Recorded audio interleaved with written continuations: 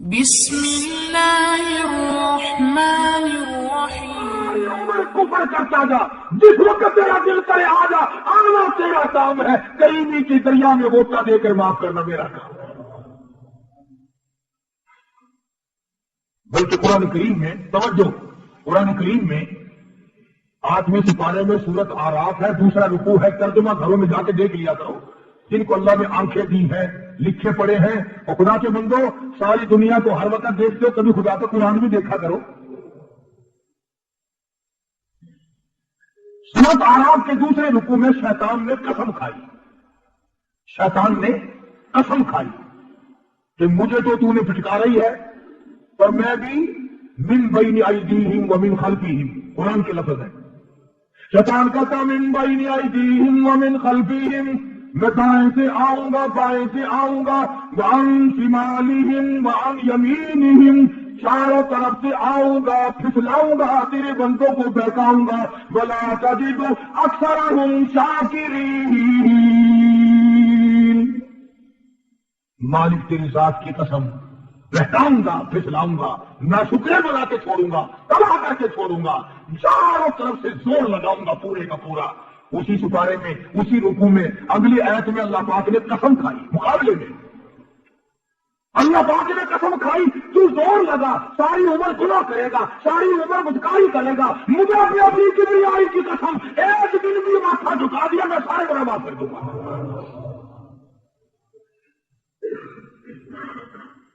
ایک دن بھی میرے دروازے پہ آ گیا نا پکا ہو کر، میں نے کون سا جنت میں اپنا خاندان آباد کرنا ہے، میں نے کون سی جنت اپنے ووٹ دینے والوں کے حوالے کرنی ہے؟ وہ بنائی تو تیرے لیے ہے نا، بنائی تیرے لیے۔ میں عرض یہ کرنا چاہتا تھا کہ آج نیتوں میں فساد ہے۔ اللہ تبارک و تعالیٰ نے فرمایا یہ تجھے بیماریوں کے جھٹکے، یہ مقدموں کے جھٹکے، یہ بندوں کے دیے ہوئے جھٹکے میں تجھے اس لیے لگاتا ہوں لِيُذِيقَهُم بَعْضَ الَّذِي عَمِلُوا لَعَلَّهُمْ يَرْجِعُونَ۔ اللہ جل شانہ فرماتے ہیں اس لیے میں تجھے یہ جھٹکے لگاتا ہوں تاکہ تو جھٹکے کھا کر پھر میری طرف آ جائے۔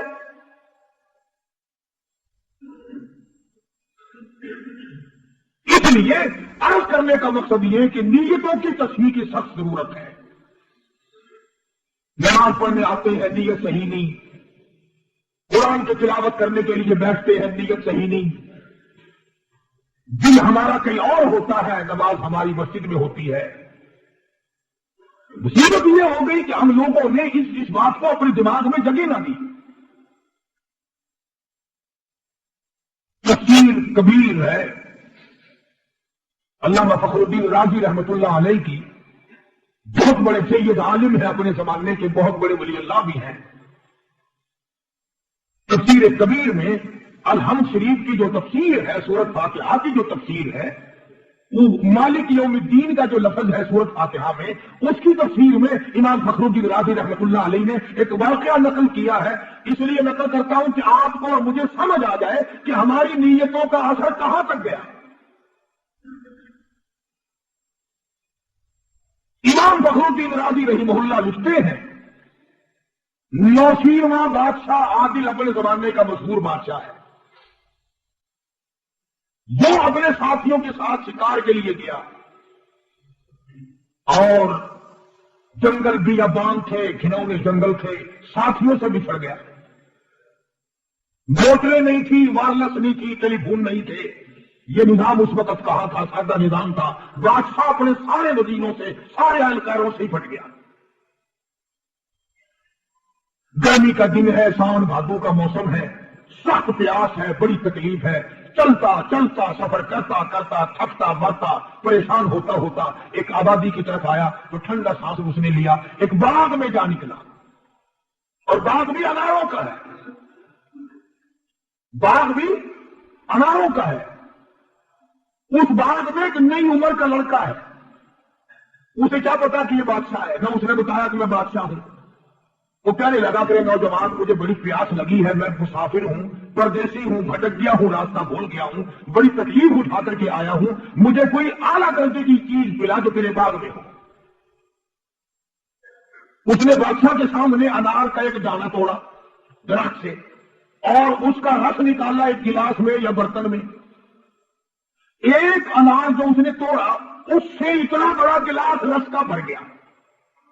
بادشاہ دیکھ رہا تھا بیٹھا ہوا، اور پھر جو اس نے پیا نا، اتنا میٹھا، اتنا خوش ذائقہ، اتنا ٹھنڈا، تو اچھا کہنے لگا یہ تو ساری عمر میں کبھی ایسا رس نہیں ملا،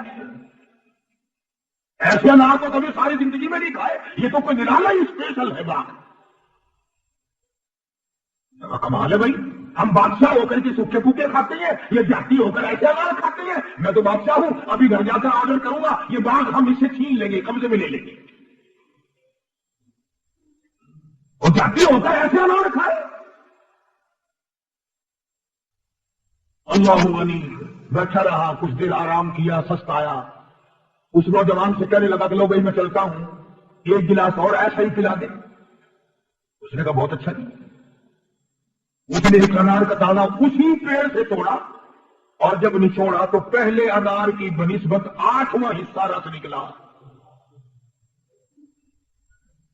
8واں حصہ رس نکلا، اور جب بادشاہ کو دیا تو ذائقہ بھی خراب، لذت بھی خراب، رنگ بھی بگڑ گیا۔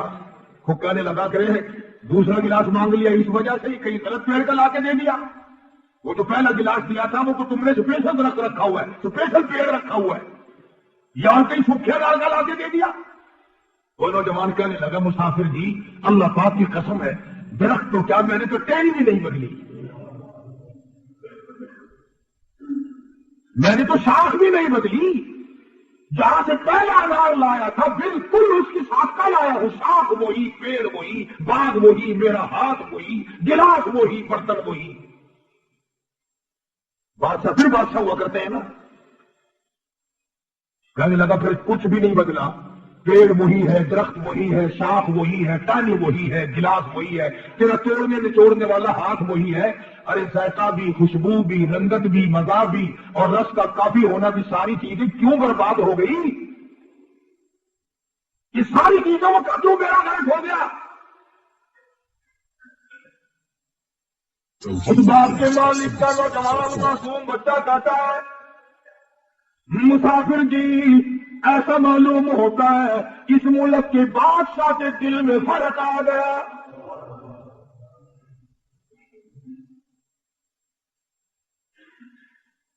بادشاہ کہاں رہتا ہے تمہارا کہ فلانے شہر میں؟ وہاں بیٹھے دل میں فرق آیا کہ ہاں،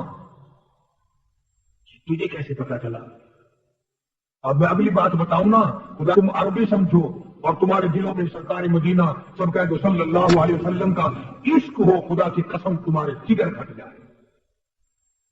خدا اتنا سجید بھلا رکھتا ہے کہ بات کا رس بھی جل گیا، خوشبو بھی جل گئی، لذت بھی جل گئی۔ اے مالک جب میں ظلم کر بیٹھوں گا تو کیا بنے گی؟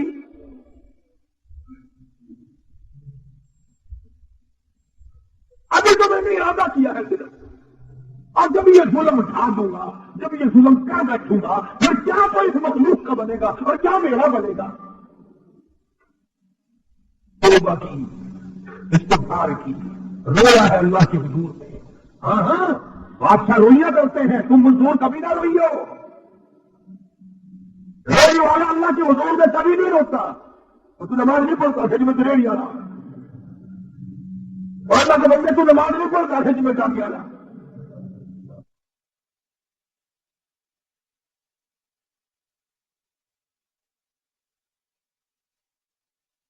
اچھا رویا کرتے ہیں، تم مزدور کبھی نہ روئیو،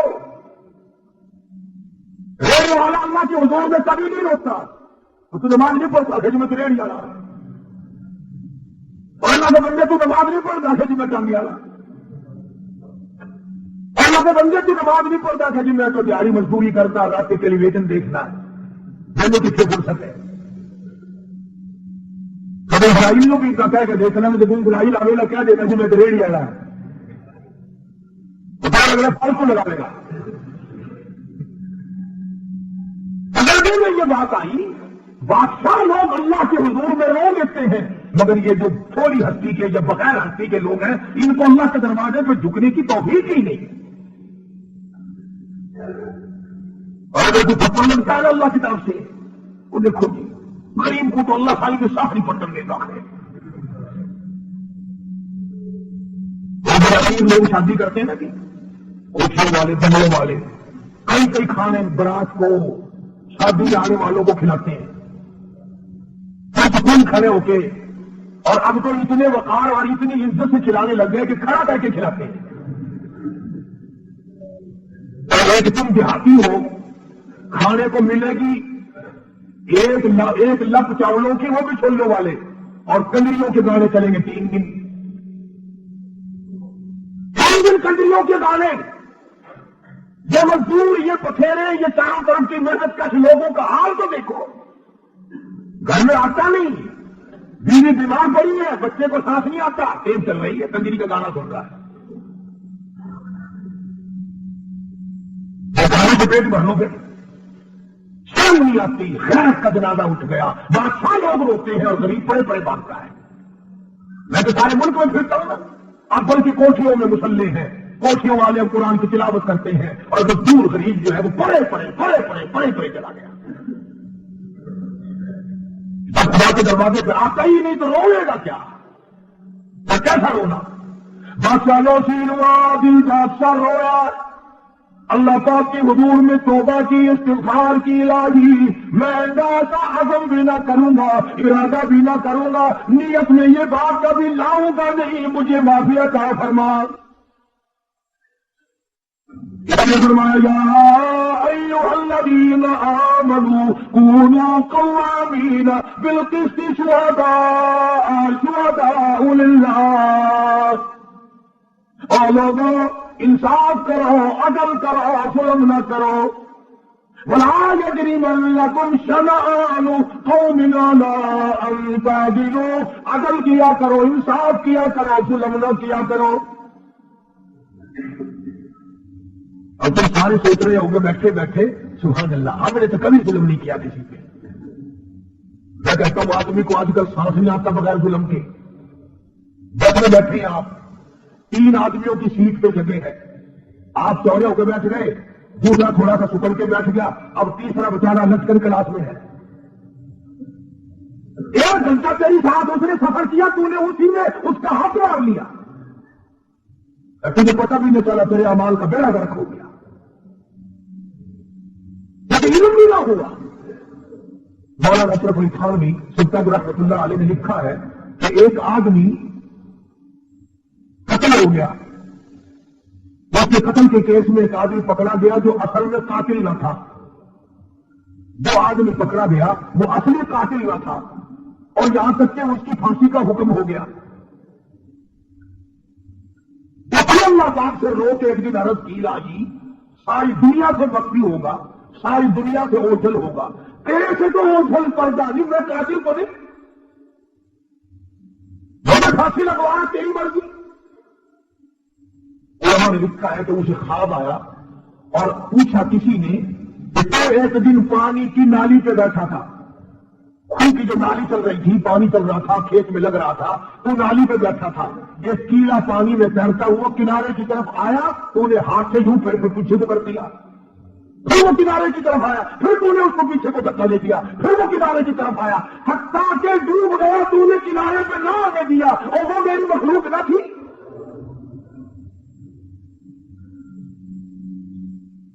ہے تو تم قاتل، پر مثل دوسری ہے،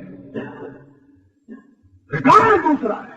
تو نے میرے جانور کو کیوں مارا، کس گناہ میں مارا، کس جرم میں تو نے دھکے دے گئے اسے، جب تک وہ ڈوب نہیں گیا تو نے اس کی جان نہ چھوڑی۔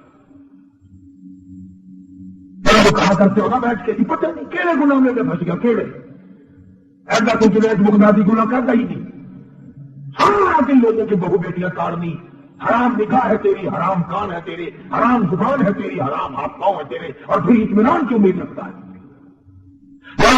بادشاہ عادل اللہ پاک کے حضور میں توبہ کی، استغفار کی، رویا، اپنے گناہوں پہ اللہ کے حضور میں رونا بہت بڑی سعادت ہے۔ اس مزے کو تو کیا جانے، تجھے کیا پتا اس لذت کا کہ یہ احساس کتنا اونچا ہے۔